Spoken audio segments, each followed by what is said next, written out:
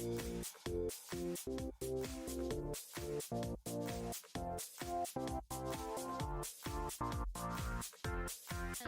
and welcome back, everyone. It's just another day in the life as a military wife, and this week's episode is going to be a current events episode. And I hope you're starting to see that we've got a pattern on when we're doing these, but just going to hit some topics that you might want to take under consideration and find out more about and give a perspective on them. So, as always, I'm your host, Sam Wolf, and you are listening to Life of a Military Wife.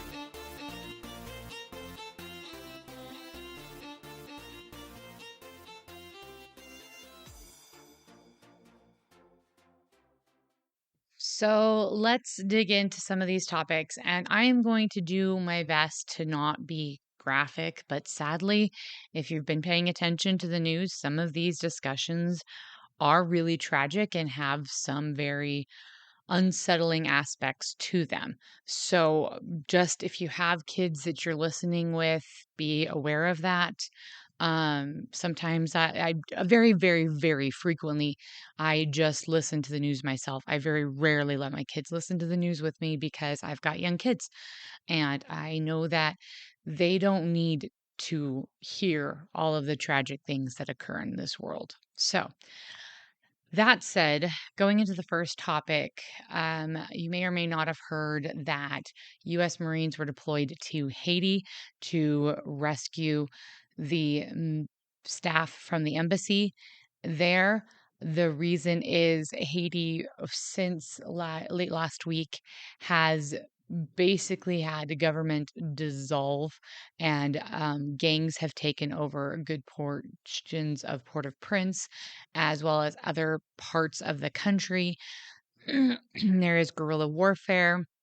From what I am aware of, the Haitian military is trying to fight back and maintain control, but there are serious areas, especially in the capital and near the U.S. Embassy, where there is absolutely no civil control anymore. And the gangs that have taken over have also attacked prisons and liberated prisoners and criminals and recruited them into their gangs. I'm not going to go into the graphic details about the psychotic individual who is running some of this, but he is completely disturbed, and there is more than enough news coverage on him. You can look it up. But what I wanted to cover is the fact that, yet again, United States citizens are being left behind. And if you are aware of what's going on in Haiti, this is a very disturbing situation. And the fact that it is a country that is not far from the United States, and we have yet again abandoned U.S. citizens. I just don't know what the State Department is doing. The State Department under this administration has utterly failed the citizens of the United States in foreign countries on multiple occasions. And I don't understand why this situation has not been rectified. We had citizens who are still being trapped in Afghanistan. We had citizens abandoned in Ukraine when that broke out, Sudan, Gaza, and Israel. And now Haiti, and that's just to name a few. I know there's a couple other instances where they very last moment pulled all of the diplomats out and then just told the Americans good luck. I have no idea why on earth the United States State Department has been incapable during this administration of coming up with a better procedure of safeguarding citizens in foreign countries. I used to think that a United States passport meant something, but I'm starting to wonder if it does to this administration. Moving on to the next one, and there's a lot I could say about Haiti, and I'm just not going to go into it because of how graphic it is. If you want more information about all of the specifics, go look it up yourself. But really, I want to point you guys in the direction of current events that are going on. I want to point out situations and but if you want more information, go look this up yourself. I There's plenty of people reporting on the graphic details. I don't feel the need to do that for you guys on this. But moving on to the illegal immigration crime. So, this was spurred largely due to the State of the Union address, where the President of the United States was confronted with the identity of Laken Riley, and maybe he was familiar with her before. I don't know. He butchered her name. And he said it was tragic that she was killed. Now, Laken Riley was a nursing student. She went for a jog on her campus. It's not like she was running downtown in some dark. She was on campus. And she was attacked by an illegal immigrant who had been previously arrested and detained multiple times and then let go and was killed trying to defend herself. So the President of the United States says, well, that's tragic, but, we need to X, Y, Z, and then moves on. And then he later apologized for calling her killer an illegal immigrant. You butchered the name of this young woman, but you don't apologize for messing up her name or for brushing off her death. You apologize to her murderer? So let's talk about this. Let's talk about this situation. We have statistics. I'm not going to sit here and, give you a whole discourse on how I feel. I think you can guess how I feel, but let's just talk some pure hard facts. I pulled this off from Border Patrol's websites. This is Customs and Border Patrol's own website. This is a graph that they provide. This talks about total criminal convictions by type for non-citizens, illegal immigrants, and it breaks it down by year, by type of crime, everything. P.S.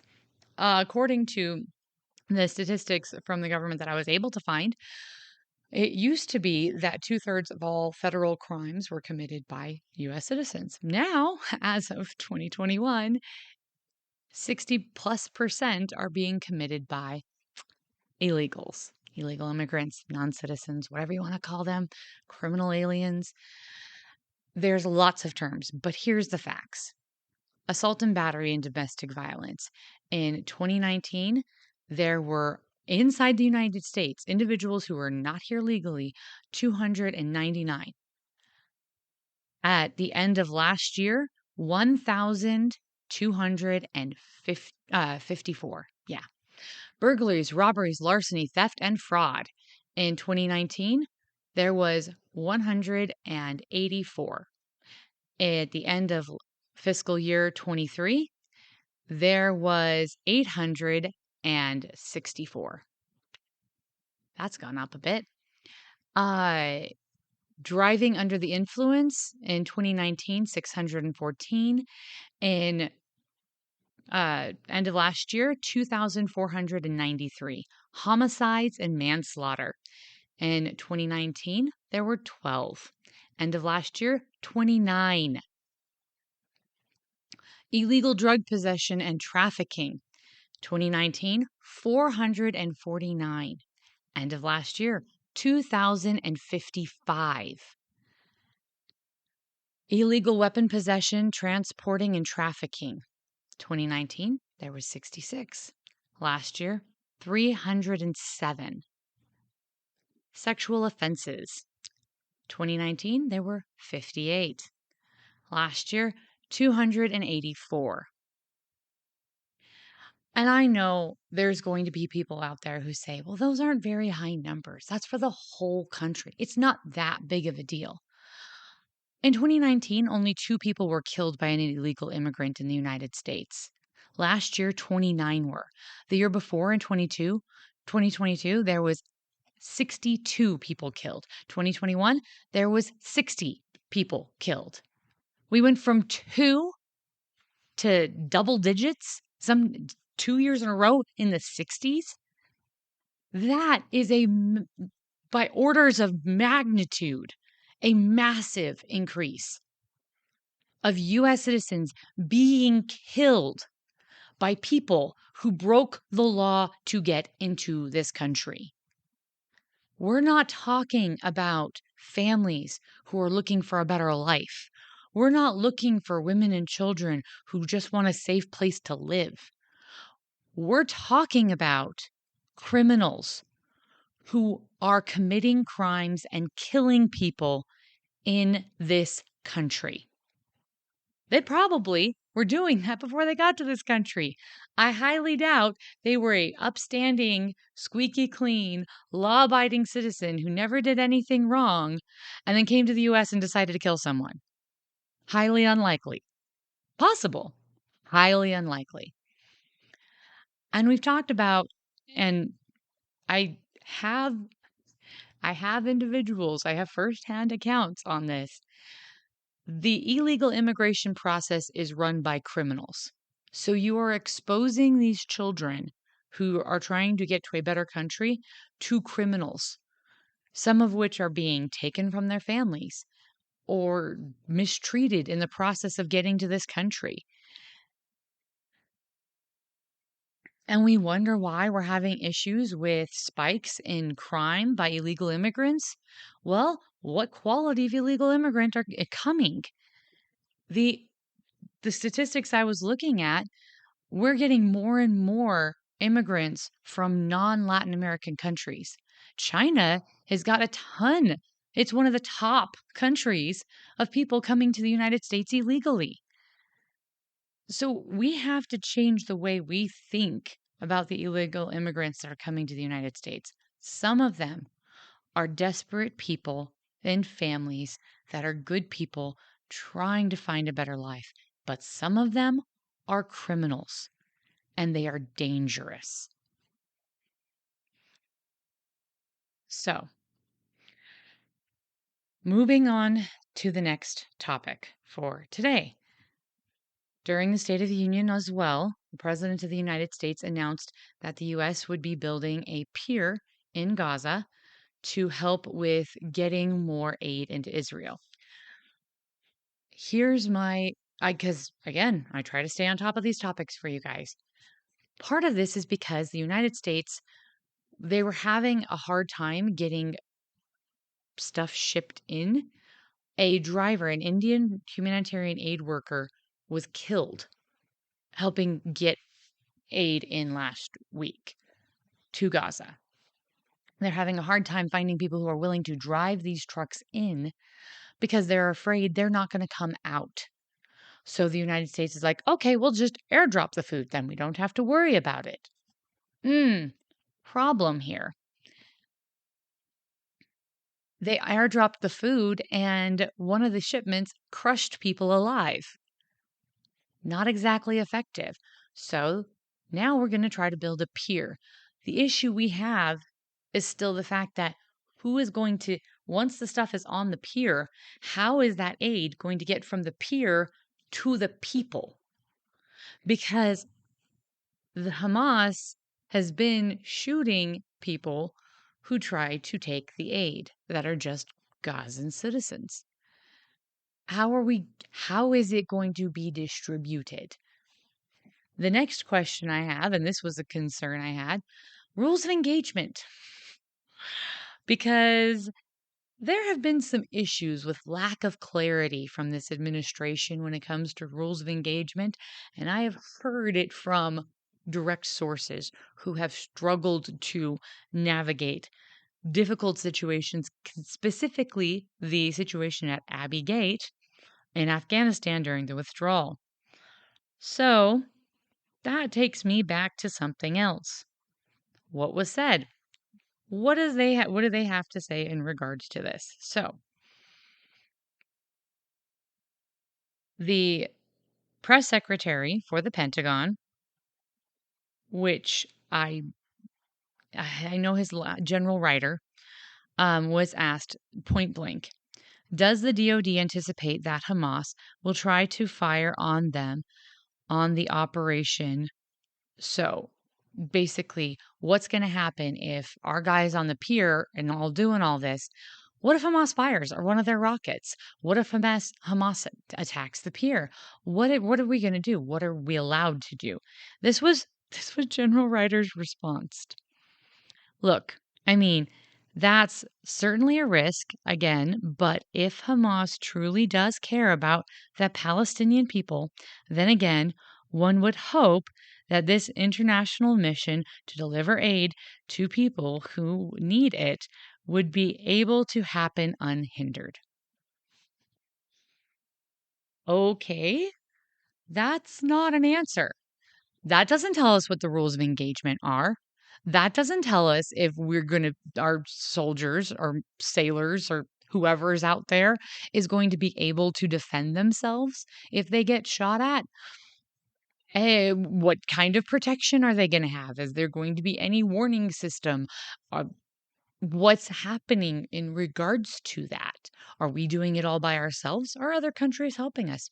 I have no idea. We do know it's going to take 60 days to set up and yeah. So no clarity on the rules of engagement from the Pentagon as of right now. I'm hopefully the soldiers have a better idea. Hopefully whoever's in charge is getting a good briefing. But we already know for a fact, the UN has even admitted this. Hamas has used hospitals to hide. They've hidden behind hospitals and elementary schools. What makes you think they're going to leave us alone? These people don't care about their citizens. If they cared about their citizens, they wouldn't have hid their bases in elementary schools and weapons dumps, in mosques and in hospitals. They don't care about their citizens.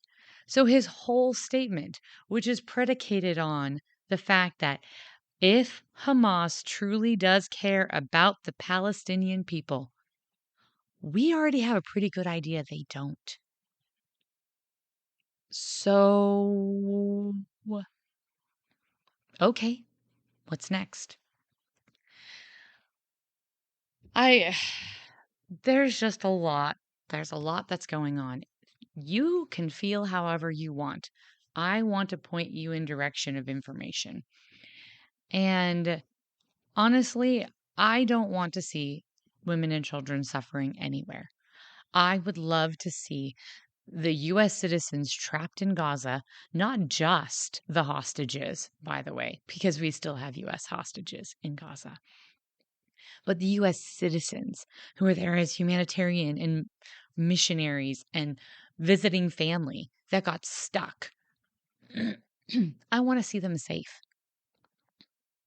I want to see any innocent woman and child safe. But the only way that's going to happen is if Hamas surrenders. Hamas needs to lay down its arms and needs to walk away. Because that's how we're going to end this. Let's send aid. Hopefully, it'll get to them. Hopefully, the kids will get some food. But I don't have a lot of confidence in Hamas caring for the Palestinian people. Last point for today's episode is budget. So the Biden administration has put forth their budget plan. They have the military spending is the concern for me here. The increase in the military spending for the next fiscal year that has been suggested by the Biden budget is 1% increase. The reason why this is a problem is because we currently have 3% inflation. So if we're only having an increase of the budget by 1%, that's not going to keep up with inflation, which means we actually are having a 2% budget decrease. So we're sending weapons to Ukraine. Again, I understand why. We are sending aid and now building a pier in Gaza, Israel.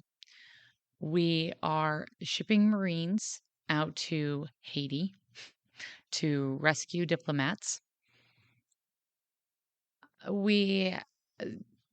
It seems like the president of the United States is perfectly comfortable sending the military all over the world to do all sorts of things and giving military equipment to lots of different countries and military aid to lots of different countries. But at the same time, our budget just got cut. Why? It's hard for the United States military to effectively do their job when they're not being properly funded. And the other issue is with the funds we are being given, where are those funds being allocated to? Because the money doesn't just go and say, okay, spend it wherever you like. No, they get certain amounts for certain parts of the budget. So they get a certain amount that goes to troops and a certain amount that goes, and I'm giving general categories, certain that goes to office supplies and a certain amount that goes to training and whatnot. How is that money being divided up? Is it really going to the areas where the military needs it the most? And why are we being given budget cuts and then being expected to go and put out every fire that they feel we need to be sent to? I'm not saying we should pull out of Ukraine. I am not saying we should not rescue citizens in Haiti. I'm saying we should do those things. So please fund the military so they can do it. That's my 2 cents. That's my thoughts on these current events. Like I said, I hope that it just gets you thinking. And if you are interested in these topics, feel free to go and explore them a little bit more. I am trying to put together at least one interview by people with different specialties in regards to the military community at large and do that near the end of each month. It's been a slight hiccup so far with scheduling just because on my end there's been a lot going on. So I'm grateful for all the patience of the individuals who I'm coordinating with right now. If you have someone you would like to recommend for the podcast, please feel free to do that. If you've got questions, comments, concerns, or a topic you'd like me to review or discuss, books or research, send them my way. Uh, I'm now putting the links to all of my social media and distribution platforms in the description. So feel free to contact me through those methods. As always, I hope that you are doing well in your lives and that you are trying to look for good in the world, even though it feels like it's going a little nuts sometimes. So, with that said, I am your host, Sam Wolf, and you're listening to Life of a Military Wife.